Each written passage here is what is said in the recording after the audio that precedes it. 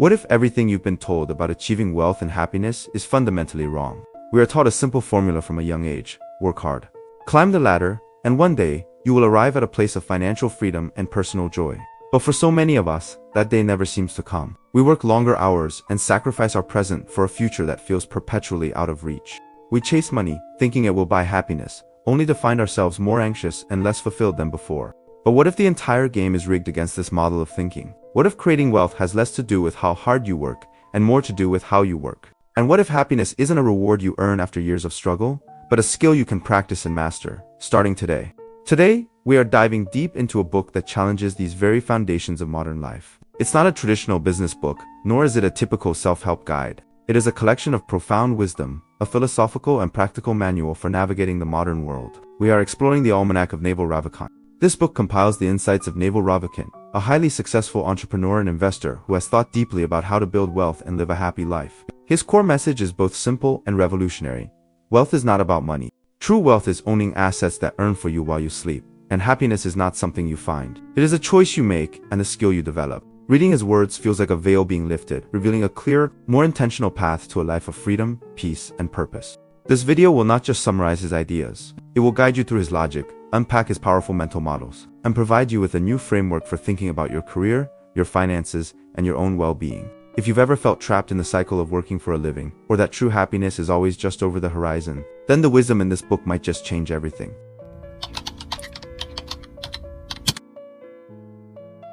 To begin this journey, Naval forces us to confront a critical question we rarely ask ourselves. What are you actually pursuing? Is it wealth? Is it money? Or is it status? In our everyday language, these three words feel almost interchangeable. But according to Naval, understanding the vast difference between them is the absolute first step toward true financial freedom. Getting this wrong is like setting the wrong destination in your GPS. No matter how hard you drive, you'll never end up where you want to be. First, let's look at money. What is it really? Naval explains that money is a form of social credit. It's an IOU from society. When you perform a valuable task, society gives you money as a certificate that says, you did something useful, and we owe you. You can then take this IOU and cash it in later for something you need, whether it's groceries, a car repair, or a plane ticket. Money is the tool we use to convert our time and our work into other goods and services. It is a means of transmission, but it is not the destination itself. Then there is status. This one is easier to understand because we see it all around us. Status is simply your rank in the social hierarchy. It's your job title, the university you attended, the car you drive, or the neighborhood you live in. Naval argues that for most of human history, wealth and status were tightly linked. But today, chasing status is a dangerous trap. Why? Because status is a zero-sum game. For you to be the CEO, someone else cannot be. For your house to be the biggest on the block, other houses must be smaller. When you play the status game, you are competing with other people, and your victory requires someone else's defeat. This constant competition is a source of endless anxiety and keeps you running on a treadmill defined by others. This brings us to Naval's core definition, the most important idea in this section. True wealth is not a number in your bank account. It is not a fancy car or a big title. Naval defines wealth as the collection of assets that earn for you while you sleep. Let me repeat that. Because it's the foundation for everything that follows. Wealth is having assets that are working for you, even when you are not working.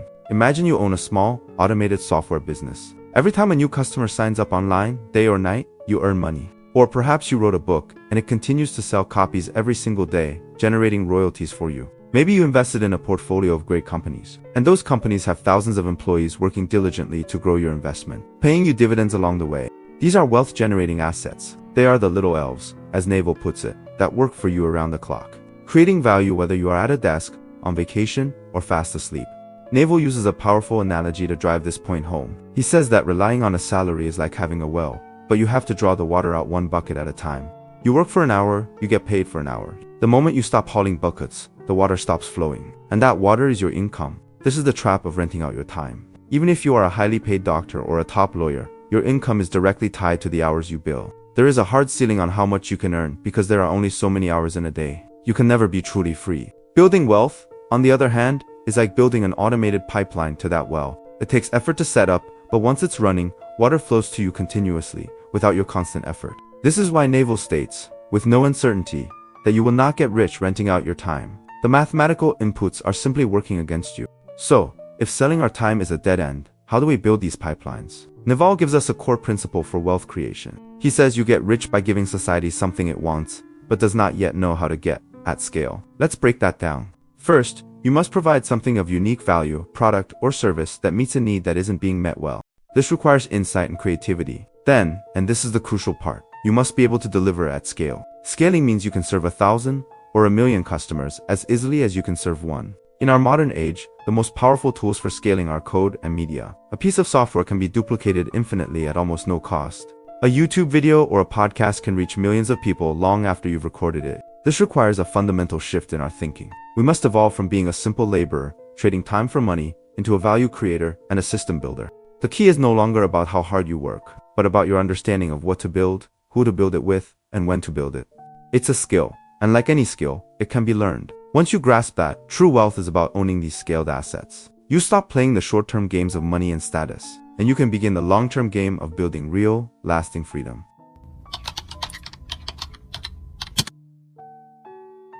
In the last section, Naval completely reframed our understanding of wealth. He told us that true wealth isn't about a salary. It's about owning assets that earn for you while you sleep. It's about building automated pipelines, not hauling buckets of water one at a time. This sounds fantastic in theory, but it immediately leads to the next big question. Where do you get the blueprint for this pipeline?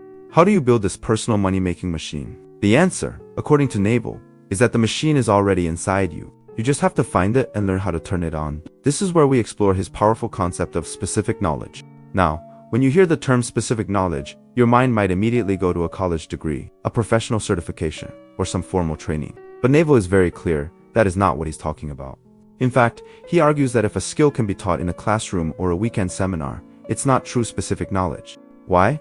Because if society can train you to do it, it can train anyone to do it. And if anyone can do it, the market will eventually pay the lowest possible price for it. It becomes a commodity.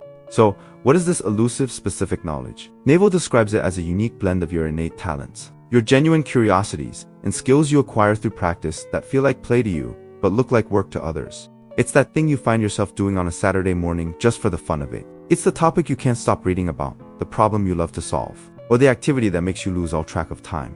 It's something that can't be easily outsourced or automated away. For example, think of a truly gifted salesperson. Their ability to read a room, understand a customer's unspoken needs, and build genuine trust isn't something you can learn from a textbook. It's a form of specific knowledge built over years of experience and observation. Or consider a novelist who can craft a story that captivates millions. Their unique voice and storytelling instinct can't be replicated by an AI.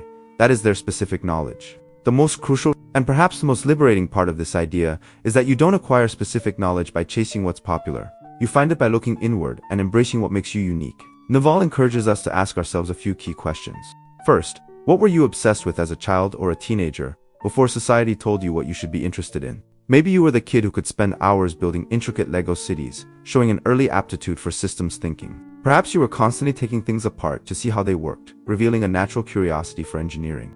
Or maybe you were the one who could always make your friends laugh with wild stories, hinting at a talent for communication and entertainment. Naval suggests that sometimes the people closest to us, like our parents or our childhood friends, can see our specific knowledge more clearly than we can. They remember the things we did effortlessly that others found difficult. He even gives unconventional examples. He says if you're obsessed with science fiction, it means you're good at absorbing new information. If you're a master of video games, you likely have a deep, intuitive grasp of game theory. These aren't just hobbies. They are clues pointing toward your unique superpower. Naval himself is a perfect example. He was always a voracious reader with a deep love for science and technology, but he also got bored easily and couldn't imagine spending his life focused on just one narrow problem. This combination of traits, rapid learning, and a craving for novelty made him perfectly suited for venture capital. His job requires him to constantly evaluate new technologies and business models across many different fields. What might seem like a lack of focus in a traditional career became his greatest asset. He aligned his work with his authentic nature. This leads to one of Naval's most profound statements. No one can compete with you on being you. When you try to be like someone else, you are, at best, a second-rate copy. But when you build your career and your projects around your authentic self and your specific knowledge, you escape competition entirely. You create your own category, a game where you are the only player. The internet has made this more possible than ever before. No matter how niche your interest is, the internet allows you to find your audience, connect with them, and create value. So, stop looking at the job market and asking what skills are in demand. Instead, look inside yourself and ask, what am I uniquely good at? What feels like play to me, but work to others? That is the foundation of your personal wealth-generating machine. Once you've identified this unique superpower, the next step is to learn how to amplify it, to give it leverage so it can work for you at scale. And that brings us to our next critical piece of the puzzle.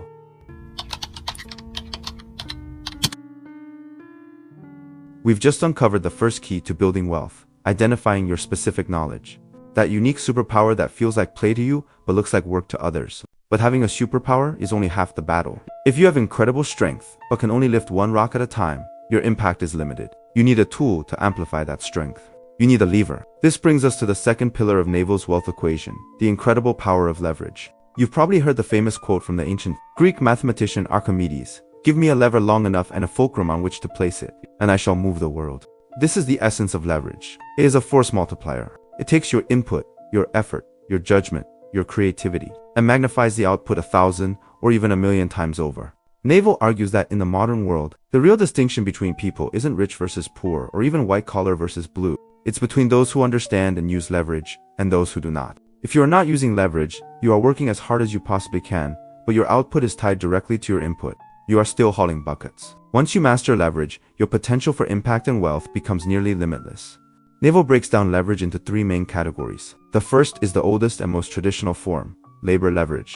This is simply having other people work for you. You start a company, you hire employees, and you direct their efforts. Their collective work becomes your leverage. This is how fortunes were built for centuries, and it can still be effective.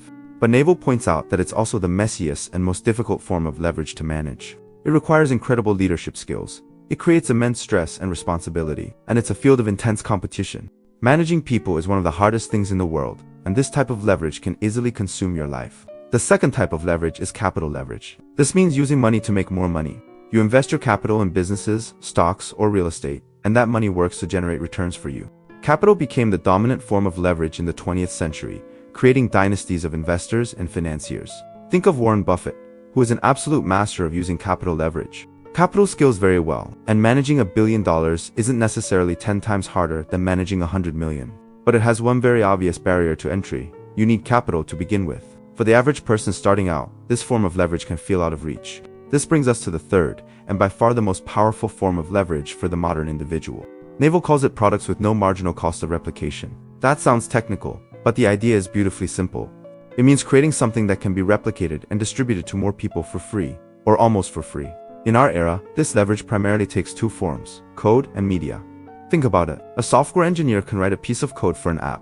Once that code is written, it can be downloaded by one person or by 10 million people. The cost of delivering it to the 10 millionth customer is virtually zero. The code is a robot army that is working for you 24/7, serving customers around the globe while you sleep. The same is true for media. You can record a podcast, write a blog post, or create a YouTube video. Once it's created, it can be consumed by an unlimited number of people forever, at no additional cost to you. This new form of leverage is revolutionary for two main reasons. First, it is permissionless. You don't need anyone's approval to start using it. To get labor leverage, you need people to agree to work for you. To get capital leverage, you need someone to give you money to invest. But to start writing code, recording a video, or writing a newsletter, all you need is a computer and an internet connection. You can start this afternoon. Naval sees this as one of the greatest gifts of the modern age. It has radically leveled the playing field. Second, the scale of this leverage is astronomical. Your small creative act can have a global and exponential impact. A single well-crafted tutorial video can teach millions of people a new skill. A single useful app can solve a problem for people in every country on Earth. This is how the new generation of fortunes is being created. Founders of software companies and creators with massive online audiences are using code and media to turn their specific knowledge into wealth. But here is the most important thing to understand about leverage. Naval says that leverage is a multiplier for your judgment. Because leverage magnifies your output so dramatically, the quality of your decisions becomes paramount. If you have good judgment and apply leverage, you can create massive, positive results. If you have poor judgment and apply leverage, you can cause catastrophic damage both to yourself and to others. Therefore, as you gain access to leverage, developing your wisdom and decision-making skills is no longer a luxury. It is an absolute necessity. With great power comes great responsibility, and leverage is the ultimate power in the modern economy.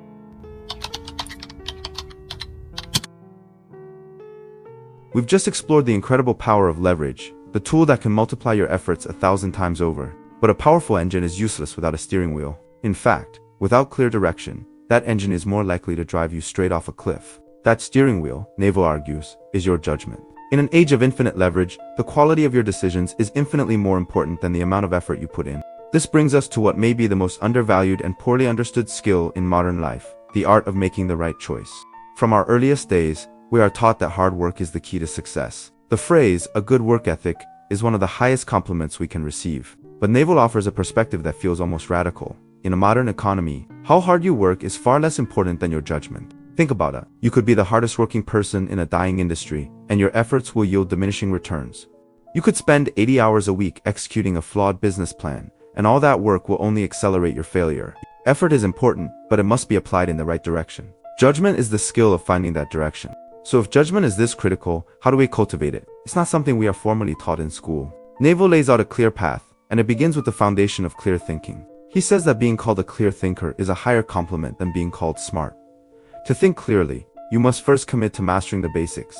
Don't get distracted by shiny complex new ideas before you have a rock-solid grasp of the fundamentals. This could be basic arithmetic, foundational principles of science, or timeless philosophical concepts. Naval is a huge fan of the physicist Richard Feynman's method for learning. You don't truly understand a concept until you can explain it to a child in simple, plain language. If you can't do that, you're likely just repeating memorized words. The second part of clear thinking is learning to see reality as it actually is, not as you wish it were. Our minds are full of biases, hopes, and preconceived notions that act like a filter between us and the real world. We often suffer because reality doesn't match our expectations. But Naval says these moments of friction and pain are actually gifts. They are the moments when the universe is showing you the truth. To have good judgment, you must be willing to shed your ego and your desires and accept the world on its own terms. Finally, to think clearly, you absolutely must give yourself unstructured time. If your calendar is booked from morning to night, and your mind is constantly reacting to notifications and emails, you are not thinking, you are surviving. High-quality, long-term decisions do not come from a brain that is in a constant state of busyness. Naval is a huge advocate for simply sitting, thinking, and letting your mind wander. A bored mind is a creative mind. Beyond clear thinking, we need practical tools to help us make better decisions. These are what Naval calls mental models. A mental model is a simple framework you can use to look at a problem from a different angle. For example, one of his most useful models is, if you can't decide, the answer is no. We live in an age of abundant opportunities. If you are hesitating between several options, it likely means that none of them have truly excited you. A real, enthusiastic yes rarely requires a long pros and cons list. Another powerful model is to choose the path that is harder in the short term. Our brains are wired for immediate gratification and avoiding short-term pain. But the things that produce the greatest long-term rewards, like exercising, saving money, or learning a difficult new skill, almost always involve some upfront discomfort. By consciously choosing the harder path when options seem equal, you are actively fighting against your own worst instincts and investing in your future self. Of course, the ultimate way to build a library of these mental models and improve your judgment is through the meta skill of them all: reading. Naval is a relentless advocate for reading. He believes it is the single most important skill you can develop, but he is specific about what to read. He advises reading foundational, timeless books in science, math, and philosophy. Read the original works of great thinkers like Adam Smith or Charles Darwin, not just someone else's summary. These books have survived for centuries because they contain durable, fundamental truths about how the world works.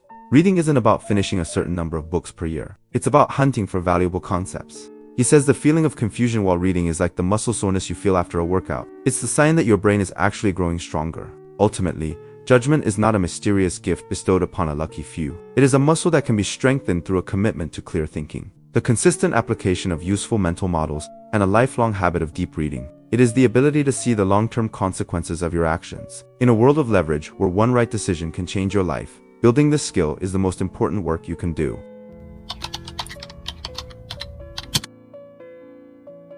We've spent a lot of time discussing the mechanics of building wealth, finding your specific knowledge, applying leverage, and sharpening your judgment. But let's pause and ask a fundamental question.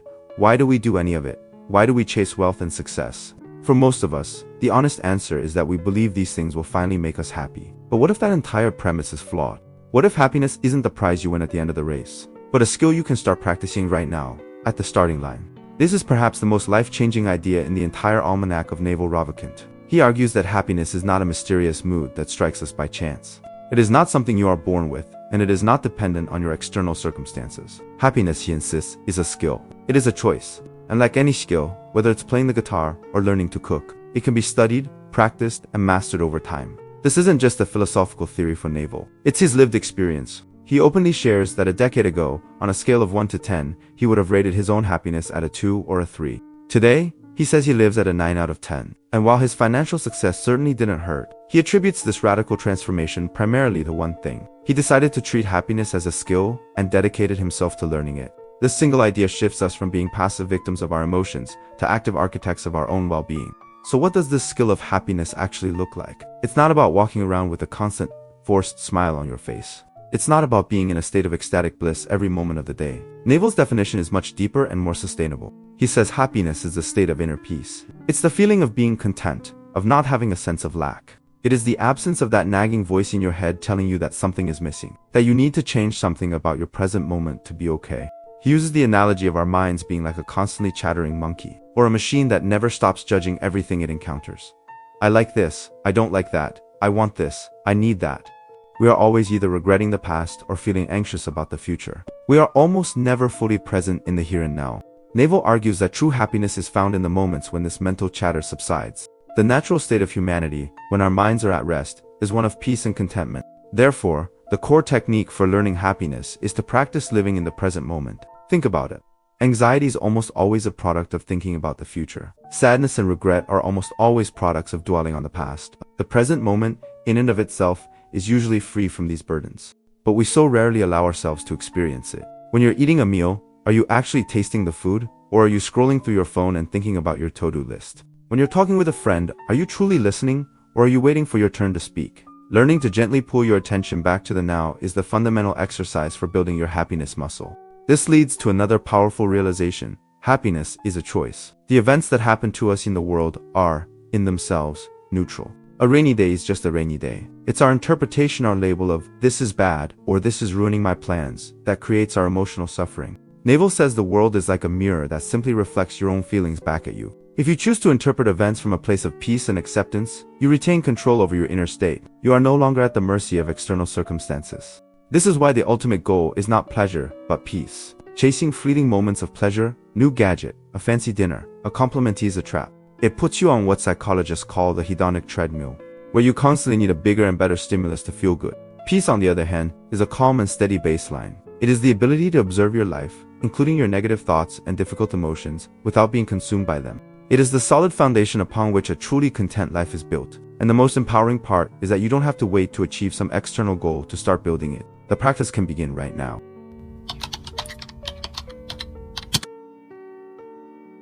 In the last section, we established a powerful new truth. Happiness is a skill we can learn. It is the practice of finding inner peace by living in the present moment. But if it's a skill, why does it often feel so difficult to master? It's because our minds are constantly being invaded by sneaky, habitual ways of thinking that rob us of our joy before we even notice they're there. To truly cultivate happiness, we must first learn to identify these thieves, understand how they operate, and then learn how to disarm them. The first and most powerful thief is desire. Naval offers a definition of desire that is so direct it can feel a little uncomfortable. He says desire is a contract that you make with yourself to be unhappy until you get what you want. Read that again.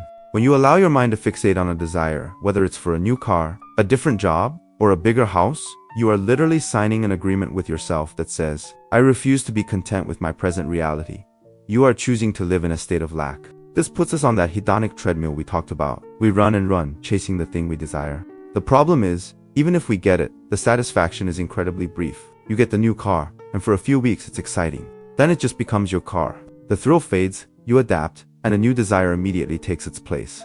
It's a cycle of constant striving that guarantees a baseline level of dissatisfaction. Naval's personal goal is to be so mindful of this trap that he tries to limit his life to having only one major desire at a time. The goal isn't to become a monk with no desires, but to choose them very carefully and consciously, knowing the price you will pay in peace of mind.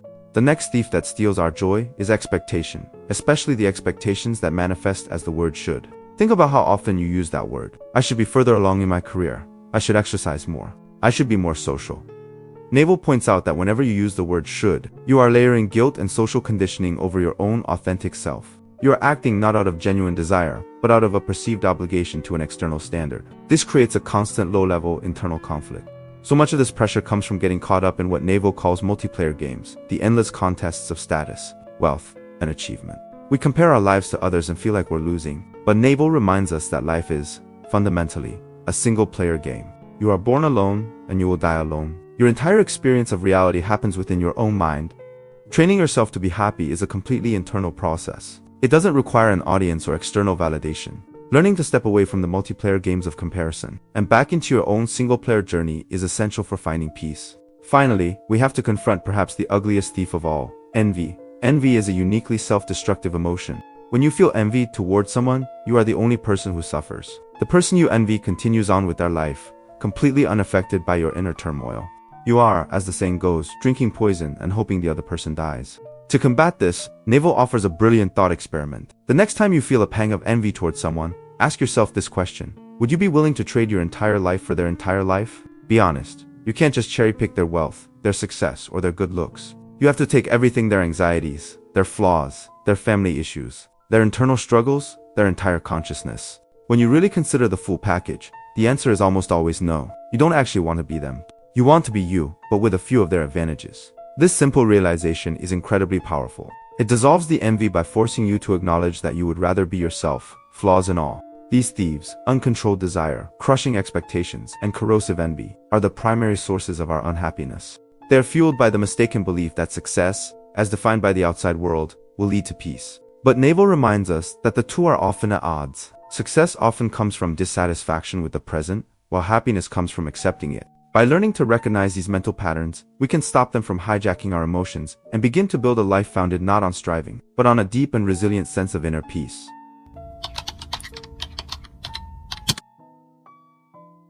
We've explored the nature of wealth, the power of leverage, and the skills needed for judgment and happiness. We've learned how to identify and disarm the mental thieves that steal our peace. This leaves us with one final crucial question. Who is the hero of this story? Who will do all this work for us? Naval's answer is direct. It is blunt. And it is ultimately the most empowering message in his entire philosophy. No one is coming to save you. He quotes a powerful passage that gets to the heart of this idea. A doctor cannot make you healthy. A nutritionist cannot make you slim. A teacher cannot make you smart. And a guru cannot make you calm. Ultimately, you yourself have to do the work. Salvation, whether financial or spiritual, comes from within. Now, this might sound like a heavy burden, but Naval frames it as the ultimate form of freedom. The moment you stop waiting for a savior, a perfect boss, a winning lottery ticket, or a magical solution, is the moment you reclaim full power over your own life. The responsibility is yours, and so is the victory. So, what does this path of self-rescue look like in practice? The first step is to commit to being radically and unapologetically yourself. This is the thread that ties everything together. We've said it before, but it is Naval's central truth. No one can compete with you at being you. Your journey to both wealth and happiness begins with authenticity. Stop trying to imitate others. Stop contorting yourself to fit expectations. Listen to that quiet inner voice that guides your genuine curiosity and passions. This is the source of your specific knowledge, and living in alignment with it is the foundation of inner peace. Second, you must fiercely protect and prioritize your physical health. Naval is almost extreme on this point, stating that he places his health above his happiness, his family, and his work. Why? Because your body is the vessel for your entire experience of life. If your physical foundation crumbles, nothing else matters. His advice is simple and timeless. For diet, he advocates for eating whole, natural foods and ruthlessly avoiding processed sugars and industrial seed oils. For exercise, he argues that consistency is far more important than intensity. Find a physical activity you can do every single day and make it a non-negotiable part of your life. He shares a quote from a trainer that perfectly captures the mindset. Easy choices, hard life. Hard choices, easy life. Choosing the short-term hardship of a daily workout leads to the long-term easy life of good health and vitality. Third, just as you train your body, you must train your mind. We all have that monkey mind that chatters away, creating endless anxiety. The primary tool for taming this monkey is meditation. Naval demystifies meditation, freeing it from complex spiritual baggage. It can be as simple as sitting in a chair for an hour each day with your eyes closed. You don't have to do anything. The goal is simply to sit and watch the storm of your own thoughts. You observe them, you notice them, but you don't engage with them. You let them pass like clouds in the sky. Over time, you begin to realize a profound truth. You are not your thoughts. You are the silent observer watching them. This separation is the key to emotional control and inner calm. Finally, the entire process of self-rescue is powered by the deliberate creation of good habits. Naval calls the ability to change yourself a superpower. Your life today is essentially the sum of your habits. If you want a different life, you must build different habits. This requires conscious design. First, decide clearly what you want to change and who you want to become. Then, create a system to replace old behaviors with new ones. Tell your friends to hold you accountable. Use commitment and consistency to your advantage. And remember Naval's advice on timing. When you decide to do something, act immediately. But when it comes to results, be patient. Change, like wealth and knowledge, is a product of compounding. Small, consistent efforts will lead to a revolutionary transformation of who you are. This path of self-rescue is not a destination. It is a continuous, lifelong practice. It is the daily choice to be authentic, to care for your body and mind, and to consciously design the person you are becoming. The journey isn't about finding a savior. It's about realizing that the person with the power to grant you a life of wealth, freedom, and happiness has been with you all along. It is the ever-evolving, ever-improving version of yourself.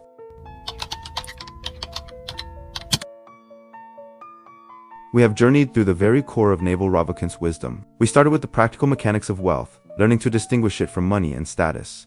We uncovered the power of specific knowledge, leverage, and judgment. Then, we shifted inward, redefining happiness as a learnable skill and arming ourselves against the mental habits that steal our peace. Finally, we walked the path of self-rescue, embracing total responsibility for our own lives. So what holds all of this together? What is the ultimate philosophy that allows us to navigate the world with both worldly success and internal tranquility? This brings us to the biggest questions of all, the ones we often ponder in quiet moments. What is the meaning of life? Why are we here? Naval doesn't offer a simple, pre-packaged answer because he believes there isn't one. The search for meaning is a deeply personal journey. The answer that works for a spiritual teacher, a philosopher, or even for Naval himself will only ever be secondhand information for you. The real value lies in the process of asking the question for yourself, of creating a meaning that is authentic to you. He then offers a perspective that is both humbling and incredibly freeing. From the perspective of the universe, which has existed for billions of years, our individual lives are a fleeting, momentary flash of light. Everything we build, everything we achieve, will eventually turn to dust.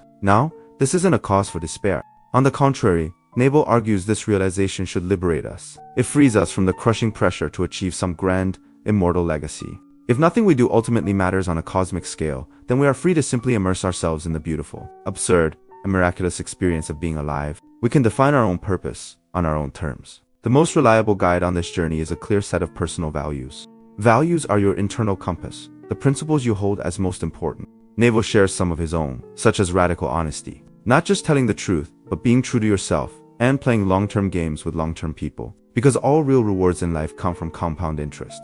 He also speaks of abandoning anger, realizing that holding on to it is like grasping a hot coal with the intent of throwing it at someone else. You are the one who gets burned. The goal isn't to adopt his values, but to do the hard work of discovering your own, and then having the courage to live by them. This entire approach can be summarized by a term Naval uses: rational Buddhism. It's a philosophy for the modern mind. It takes the practical, time-tested wisdom from ancient traditions, like the power of meditation and the importance of reducing desire, but filters it through a lens of scientific rationality. It embraces what can be personally verified and is useful for reducing suffering without requiring a leap of faith. It's a toolkit for hacking your own mind for more peace and happiness. And ultimately, every part of this philosophy, every single piece of advice on wealth and happiness brings us back to one profound, actionable truth. The only thing you ever truly have is this present moment. The past is just a fading story in your memory. The future is just an anxious projection in your imagination. The only reality is now. Every moment is a new birth and a new death. Every second is unique and will never come again. It is the inescapable mortality of our lives that gives every moment its preciousness and its beauty. The wisdom of the Almanack is not a rigid set of instructions to be followed. It is a mirror and a toolkit. It encourages you not to become a copy of Naval Ravikant, but to become a more authentic, effective, and peaceful version of yourself. Remember the magic of compounding. Every good thing in your life, whether it's your relationships, your wealth, or your wisdom, will come from small, consistent efforts that build on each other over time. The journey is long, but the work is simple. It starts today, in this moment, with a single, conscious choice. Choose to learn, choose to build, and choose to be present. In doing so, you will find you have the power to create a life that is not just rich in assets, but rich in peace.